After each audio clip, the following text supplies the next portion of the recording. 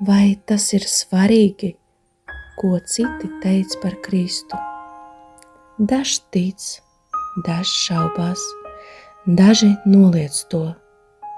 Daži meklē vēsturē, daži vecos manuskriptos, bet daži tic to sirdī sajūtot. Vai tas ir svarīgi, kur viņa kājas gāja, un kādas teiksmas šodien apvīto?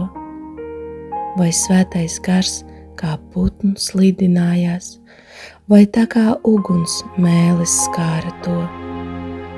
Vai tas ir svarīgi, uz kura kalna īsti un kādā baznīcā iet viņu slavēt lūgt?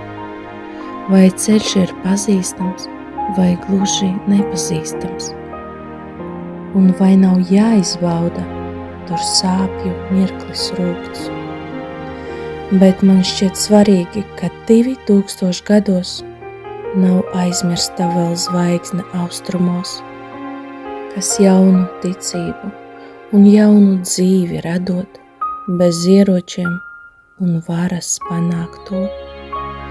Un man šķiet svarīgi, ka viņa vārda gaisma vēl šodien sirdīm tādu spēku dod, kas krustu nesot palīdz veidot dzīvi skaistu un visām ciešanām visbeidzot jēgu rot.